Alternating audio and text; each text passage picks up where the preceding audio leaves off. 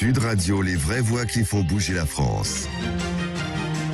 Les vraies voix qui font bouger la France autour de la thématique de l'emploi, comme chaque mardi sur Sud Radio, avec cette question: allons-nous vers une nomadisation et une indépendantisation du travail? Nos invités ce soir sont prestigieux, sont très intéressants. Pierre Morel, bonsoir. Bonsoir. Vous êtes député de Lozère depuis 2002, auteur d'un rapport, et on en parlera, effectué auprès du Premier ministre Dominique de Villepin en 2006. Qui était étrangement visionnaire sur les situations actuelles. Si vous lisez l'avenir, dites-moi, parce que je souhaiterais m'enrichir. On est aussi avec Jean-Claude Delgen, président fondateur du groupe Technologia. Bonsoir Jean-Claude. Bonsoir. Un habitué. Oui. Un habitué. Et puis on est aussi avec Arnaud Souriceau, fondateur de One Man Support, qui venait de conseiller en stratégie organisation, manager dans la transition. Et on est en pleine transition. Bonsoir. Bonsoir Alexandre Priam. Et puis on est enfin avec Muriel Chauvel. Bonsoir Muriel. Bonsoir Alexandre, bonsoir. Secrétaire général de CJD, Centre des jeunes dirigeants, 5200 adhérents en France, 5700 au total. Et vous êtes au cœur aussi de cette transition par la jeunesse.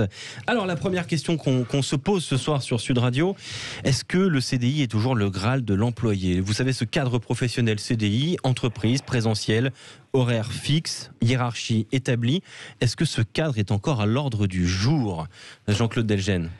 Ce qu'on peut dire, c'est que ça reste une aspiration, en particulier pour un grand nombre de personnes. Ça reste le cadre aujourd'hui d'emploi majoritaire, puisque globalement, pour les 20 millions de salariés à peu près en France, du secteur privé, ils sont en majorité en CDI. Par contre, le CDD devient obligatoire comme le travail temporaire pour pouvoir accéder au CDI. Alors, ce qui change aujourd'hui, c'est que parmi les jeunes, il y a moins d'aspiration à se fossiliser dans une entreprise comme ont pu faire les parents. Voilà, donc des gens qui font 15-20 ans dans une entreprise, ça va devenir rare. Les jeunes font du surf, c'est-à-dire qu'ils vont rentrer, ils vont faire 2, 3 ans, 4 ans. Quand ils font ça déjà, et puis après ils vont aller voir ailleurs. Ils ne croient plus aux grandes messes, ils ne croient plus aux promesses, ils ne croient plus à tout ce qu'on leur a raconté. Il faut vraiment développer une relation de confiance basée sur des actes concrets si on veut les conserver. Et c'est primordial parce que la jeunesse porte le renouveau, elle porte souvent les technologies, elle porte l'avenir de l'entreprise. Donc il y a tout un challenge, et on le voit aujourd'hui au niveau de l'emploi, parce qu'on a énormément d'emplois qui n'arrivent pas à être pourvus dans tous les secteurs de la société. Il y a un reflux.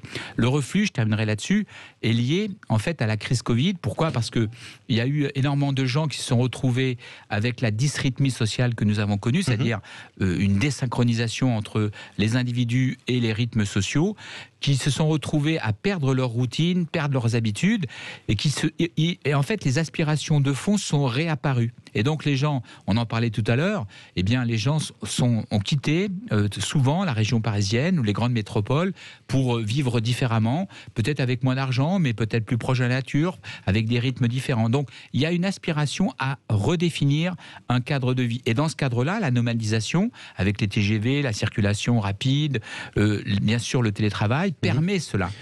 Ouais, et ce cadre-là, ce CDI, Arnaud Souriceau, est-ce que ce CDI est toujours le Graal pour cette jeunesse ? Alors le Graal, je ne pense pas qu'on puisse dire ça. Ça reste une option tout à fait valable. Bien sûr. Simplement, il n'y a plus que le CDI, ou en tout cas, ça n'est plus l'objectif unique d'une personne qui sort de ses études ou qui est un peu plus expérimentée. Aujourd'hui, il y a vraiment le CDD, le CDI et puis l'indépendance, qui, pour certaines populations, je pense en particulier au col blanc, peut être une vraie solution parce que ce sont des gens qui se sentent capables de se lancer à leur compte, d'acquérir cette liberté, de gagner leur vie en tant qu'indépendants et de choisir leur vie, l'organisation quotidienne de leur vie, de passer peut-être plus de temps en famille, de s'investir dans une association en plus de leur travail, de faire plus de sport, plus de musique, ou tout simplement de bosser plus, mais à leur compte. Voilà. Ouais, à leur compte. Et on peut se poser la question de l'impact du télétravail. Je reviens justement sur ce terme de télétravail. parce que j'ai déniché un rapport de 2006 de vous, Pierre Morel à l'huissier, député de la Lozère, pour le Premier ministre Dominique de Villepin. Et il est, je le disais en préambule, il est passionnant. Je le cite: déstructuration du temps social, déstructuration du rapport à l'espace. Le télétravail apporte des réponses à des besoins sociaux autant qu'il nous entraîne vers de nouvelles formes de développement de l'activité économique. Le dénominateur commun est le mot mobilité. Et je pense qu'on va beaucoup en parler ce soir. La mobilité physique, la mobilité de mentalité, la mobilité professionnelle. Et ce terme-là, d'ailleurs, qui est très intéressant, puisqu'au modèle de la carrière déroulée dans une structure stable et protectrice, a succédé un système où la vie professionnelle est rythmée par des ruptures. 15 ans après, est-ce que vous faites le même constat ou pas ? Oui, Monsieur le député. le même constat, c'est d'autant que je l'ai écrit en 2006, ensuite j'ai fait un bouquin en 2010, où j'avais dit que les salariés étaient prêts, ce qui voulait dire que les employeurs ne l'étaient pas totalement. Oui. Les nouvelles technologies, ce qu'on appelait les NTIC, étaient au balbutiement, puis ça montait et montait. Ce que je peux vous dire, c'est pendant les rapports, j'ai été confronté aux syndicats. Les syndicats voyaient d'un mauvais œil le télétravail, et notamment la CGT, qui m'avait dit n'utilisez pas ce terme, c'est un gros mot. Je leur ai répondu, mais l'évolution des technologies fait que on sera confronté à cela. Il y aura de plus en plus de technologies qui permettront de la mobilité. Et progressivement, on a ouvert le champ de la négociation. J'ai moi-même fait passer des amendements à la fois dans la fonction publique et dans le secteur privé. Et aujourd'hui, le télétravail est une réalité. Mais la France était quand même plutôt en retard. L'accord cadre européen de 2002 n'a été retranscrit dans un ANI, dans le dispositif droit positif français, que 3 ans, qu'à la fin des 3 ans qui étaient laissés par l'accord cadre. Aujourd'hui, on a rediscuté de certaines modalités du télétravail pour reprendre intégralement ce qui avait été déjà décidé en 2002. C'est-à-dire un accord écrit, un avenant, la reversibilité, la base du volontariat. Bien sûr. Il n'y a pas du droit au télétravail. Il faut que ça se fasse dans un consensus entre l'employeur et le salarié.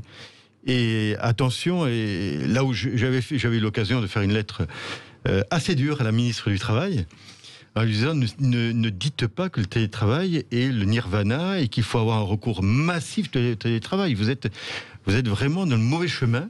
Laissez faire les mentalités et laissez faire les accords d'entreprise et les accords entre salariés et un employeur. Muriel Chauvel, justement, vous faites partie du CJD, Centre des jeunes dirigeants. Comment les jeunes dirigeants justement abordent ce développement-là, cette transition-là ? D'abord, pour revenir juste à la question d'avant sur le CDI est-il le Graal, encore en tout cas, nous on constate deux éléments un peu paradoxaux, c'est-à-dire que oui, pour une certaine catégorie de la population, plutôt moins diplômés ou des jeunes arrivant sur le marché du travail, le CDI ça reste le Graal, parce que tout simplement pour s'installer dans la vie, y compris accéder à un logement, accéder à la propriété, un prêt bancaire, un prêt à la conso, le CDI reste quand même le document, le Graal pour aspirer à tout ça, donc ça c'est important d'avoir aussi en tête. Et puis effectivement pour des catégories ou des métiers plus experts, plus expérimentés, des gens qui sortent de hautes écoles, ils aspirent évidemment à un degré de liberté beaucoup plus grand, avec cette capacité à changer, même à l'intérieur d'un CDI. En fait, en général, la moyenne de turnover dans une entreprise, tous les 3 ans, on sait qu'on va avoir un petit peu de changement et on reste pas toute sa vie dans la même entreprise. En tout cas, c'est plus du tout l'attente des arrivants aujourd'hui dans le marché du travail. Donc ça, on le constate. Après, nous, au niveau du CJD, donc on commence à expérimenter d'autres degrés de liberté à l'intérieur du CDI. C'est-à-dire que, sans revoir le format, on commence à avoir des réflexions qui sont faites autour des vacances illimitées, par exemple. On a une expérimentation concrète d'un JD, un dirigeant de notre réseau, qui a mis ça en place avec ses équipes, en réfléchissant à meilleur moyen de concilier vie perso du professionnel, en imaginant ce concept de vacances illimitées. Idem sur des semaines à 4 jours, par exemple.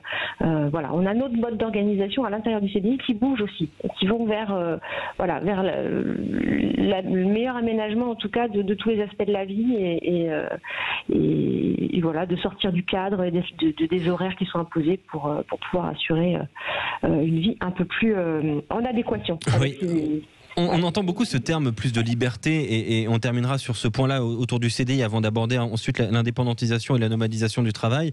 Mais ça veut dire qu'il faut comprendre que ce cadre professionnel, la CDI, travail présentiel, horaire fixe, hiérarchie établie, elle restreint de la liberté. En tout cas, c'est comme ça que cette jeunesse le ressent. Et cette jeunesse, pas seulement d'ailleurs, mais qu'on le ressent aujourd'hui. Je fais un petit tour de table rapidement, en quelques mots. Je ne suis pas sûr de ça. Je pense que aujourd'hui, bon, il y a des métiers qui ne peuvent absolument pas faire l'objet de télétravail, hein, puisque bon, c'est à peu près un peu plus d'un tiers. Il faut donner les grands chiffres pour que les gens comprennent. Oui. On a 30 millions à peu près d'actifs en France. Vous retirez à peu près 5,3 millions de fonctionnaires qui peuvent en partie télétravailler. Après, vous avez globalement 2 millions d'indépendants, de chefs d'entreprise, de PME, etc. Et vous avez à peu près 20 millions à peu près d'actifs. Bon, sur les 20 millions d'actifs dans le privé, bah, vous avez globalement peut-être 6 millions de personnes qui peuvent, et je suis d'accord avec ce qu'a dit monsieur le député tout à l'heure, on avait beaucoup de retard. Un pays comme l'Allemagne, par exemple, alors que nous, on était à peu près à 8% de télétravailleurs, les Allemands étaient déjà à 22%. Donc on avait beaucoup de retard. On est tombé en mars dans la piscine, on a appris à nager, on a gagné 10 ans de maturité, mais ceci dit, il faut faire attention. Ne pas aller trop vite, et là je partage totalement ce qui a été dit, c'est que ça peut avoir des conséquences très graves si on va trop vite, si on fait de mauvaises expériences au niveau du télétravail, on peut perdre des compétences critiques, on peut perdre de la valeur ajoutée, on peut perdre, je dirais, on peut en fait restreindre la création d'intelligence collective au sein de l'entreprise. Et ça, on ne s'en aperçoit pas tout de suite. Pas tout de suite, mais on verra peut-être les effets bientôt. Voilà, au bout d'un an ou deux. Vous voyez, donc c'est ça, il faut faire attention, il faut se méfier un peu de ne pas se réveiller avec la gueule de bois en allant trop vite. Et donc, il y a des règles à respecter. Les règles, elles sont 2 jours par semaine de télétravail maximum. Parce que là, après, sinon, on s'expose à des dangers, à des retours de bâton. Alors, pour revenir au CDI, oui, effectivement, le CDI reste une aspiration pour l'immense majorité des salariés. Et oui, et c'est la constatation qu'on peut faire. On va tout de suite évoquer l'indépendantisation et la nomadisation du travail, mais sur ce point-là, je reprends une de vos phrases, monsieur le député, en 2006, sur le télétravail. Le premier écueil, c'est que 40% des Européens de 16 à 74 ans n'ont aucune connaissance de base en informatique. Ça, c'était un problème qu'on a potentiellement réglé aujourd'hui, mais vous disiez que la plus grande difficulté serait de changer les mentalités. Est-ce qu'elles sont en train de changer justement les mentalités avec l'indépendantisation et la nomadisation du travail? C'est la question qu'on se pose dans un instant sur Sud Radio. Sud Radio, les vraies voix qui font bouger la France. Les vraies voix qui font bouger la France autour de la thématique de l'emploi et cette question, allons-nous vers une nomadisation et une indépendantisation du travail? Eh bien, attaquons tout de suite ce volet indépendance. Est-ce que ce phénomène d'indépendance au travail s'accentue? On est toujours autour de la table avec Pierre Morel, à l'huissier, député de Lozère depuis 2002, Jean-Claude Delgel, président fondateur du groupe Technologia, Muriel Chauvel, secrétaire général de CJD, du Centre des jeunes dirigeants, 5200 adhérents en France, et on est avec Arnaud Souriceau, fondateur de One Man Support, spécialiste et manager en transition. Justement, Arnaud, est-ce qu'on a un phénomène d'indépendantisation en France? Est-ce qu'il s'est accentué? Et quand on dit indépendant, on peut on peut évoquer les freelances, les auto-entrepreneurs, les pigistes, pourquoi pas d'ailleurs, beaucoup de consultants aussi. Et pour quelles raisons, s'il y a ce phénomène, pourquoi il existe? C'est très clair qu'il y a un vrai phénomène d'indépendantisation qui s'est accéléré ces dernières années. Moi, quand j'ai lancé One Man Support il y a 8 ans maintenant, on me regardait un peu avec des gros yeux. Et vous êtes tous des indépendants dans One Man Support. Et on est tous des indépendants. On pilote 2000 consultants et managers de transition indépendants. Donc on me regardait un peu avec des gros yeux il y a 8 ans en me disant qu'est-ce que c'est que ces indépendants? Ce sont des gens qui se sont fait virer de leur entreprise et qui n'ont pas le choix que de se mettre en tant qu'indépendants. C'est évidemment pas ça. Et aujourd'hui, je pense que les mentalités ont bien changé et les entreprises se rendent compte que le monde des indépendants représente une richesse absolument formidable de compétences dans tous les métiers. Et on a encore un parcours formidable à parcourir. Aujourd'hui, il y a 12% d'indépendants en France. Il y en a plus de 30% aux États-Unis ou en Angleterre.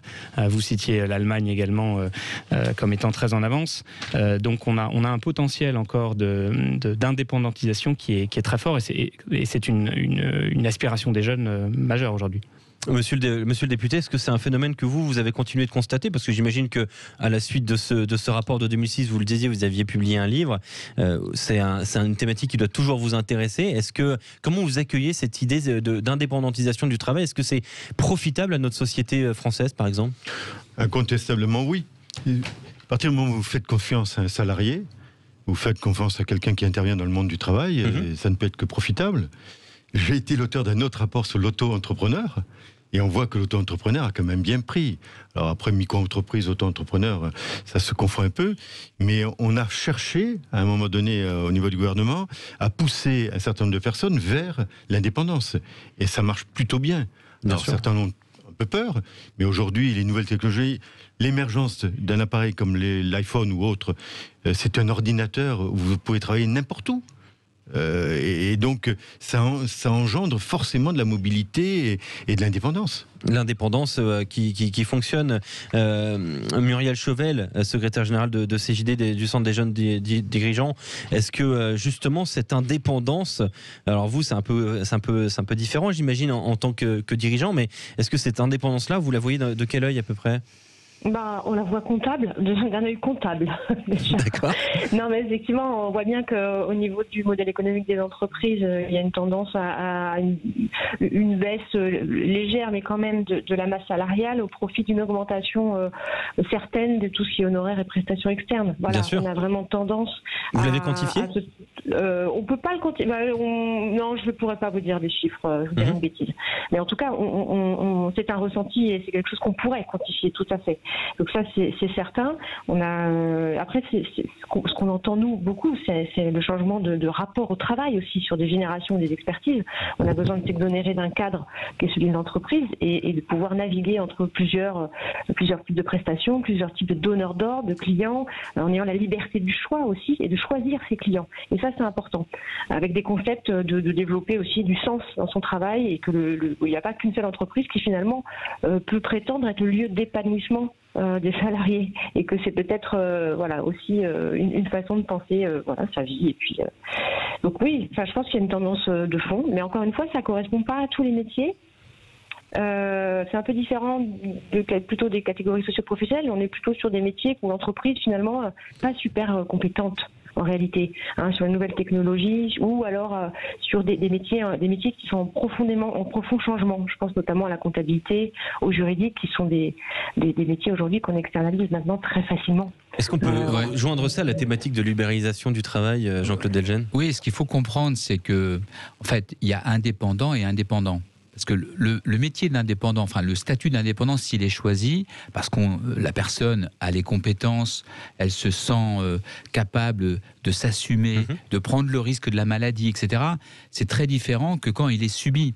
Parce qu'aujourd'hui, et c'est un vrai constat dans certaines sociétés, vous avez une transformation du lien salarial qui est quand même qui offre des garanties en lien commercial. C'est-à-dire que la personne, plutôt que d'être salariée, et souvent elle est d'ailleurs avec un seul client, donc en fait ce lien commercial permet éventuellement de rompre beaucoup plus rapidement, beaucoup plus facilement le lien qui unit je dirais l'indépendant qui n'a pas choisi ce statut-là forcément avec son donneur d'ordre. Donc c'est le vrai sujet, c'est un vrai sujet, c'est ok, favorisons la création d'entreprises, mais essayons malgré tout de préserver les indépendants qui n'ont pas choisi de l'être et qui le font par nécessité.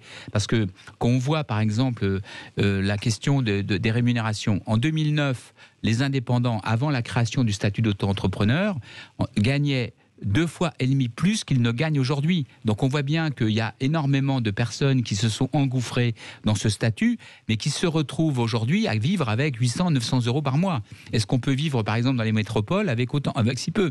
Et il y a une précarisation, je le dis tout à fait benoîtement, mais il y a une précarisation parce qu'il y a certaines personnes, on le voit beaucoup dans le monde par exemple des médias, on a une croissance du nombre de pigistes, on a fait nous plusieurs études là-dessus, qui est énorme. Parce qu'on a on est à 40% aujourd'hui des embauches qui sont... donc, en fait, tous les médias tournent sous ce statut-là. Donc, est-ce que c'est normal? Bon, d'autant que l'État donne énormément de moyens aux médias, je ne parle pas de Sud Radio, mais pour pouvoir leur permettre, puisque c'est plusieurs milliards chaque année, il y a 2-3 milliards qui sont... Alors, je ne sais plus exactement le chiffre, mais est-ce que c'est pour encourager la précarisation? Moi, je pense qu'il faut qu'on puisse repenser véritablement le statut d'auto-entrepreneur pour que, bien sûr, ceux qui veuillent aller vers cela... Deuxième aspect, sur la question, je dirais, des indépendants qui le choisissent, c'est à peu près, globalement aujourd'hui en France, 10% de la population est cadre. Et parmi ces 10%, globalement, vous n'avez pas tous ceux qui veulent être indépendants. Donc, il faut réfléchir à partir des grandes masses. On a aujourd'hui beaucoup de gens qui sont contraints d'aller vers cela pour simplement nourrir leur famille. Et on évoque désormais la redéfinition, on va dire, du lieu de travail. Et là, je vous cite, monsieur le député, en 2006, monsieur le député Pierre Morel à l'huissier, et cette question que vous vous posiez, pourquoi le télétravail évolue-t-il vers le travail mobile? Ça, c'était déjà une très bonne question, parce que c'est le cœur de notre société aujourd'hui. Et la question a été posée de savoir si le développement du télétravail est souhaitable et pourquoi. Et vous aviez fait quelques conclusions. Le télétravail est un facteur d'accroissement de la productivité globale des entreprises comme de la collectivité. Cette forme d'organisation répond à un souhait social de pouvoir préserver du temps, on le disait tout à l'heure, pour des activités extra-professionnelles. Mais il y a aussi la question de la mobilité. Et là, vous mettiez en avant ce télétravail nomade qui, pour vous, allait devenir quelque chose de très important dans le bien-être de l'employé. Est-ce que aujourd'hui on va vers cette idée-là du travailleur nomade? Est-ce que c'est souhaitable, oui ou non? Je ne suis pas sûr que ce soit l'idée totale du débat, mais aujourd'hui, est-ce qu'il y a un vrai phénomène de ce travailleur nomade où désormais, si le secteur le peut, on pourrait travailler d'où on veut et avec une bonne efficacité? Le mouvement est en cours. Et quand vous regardez tous les sondages qui apparaissent sur la satisfaction de telle ou telle personne qui s'est essayée au télétravail, globalement, c'est plutôt satisfaisant. Après, il ne faut pas pousser à l'extrême. C'est-à-dire qu'il ne faut pas aller sur une plage en Thaïlande et travailler? Non, mais les pouvoirs publics ont aussi leur rôle à jouer. Télétravail ne veut pas dire travail à 100% domicile. Souvent, on fait la confusion. Il y a les tiers-lieux, il y a les pouvoirs publics qui ont lancé des télécentres, notamment dans le Cantal. Il y a eu énormément une grosse politique de création de télécentres. Pas très loin de chez vous. Dans les maisons de services publics, vous savez, c'est la nouvelle réponse de la présence des services publics en milieu rural.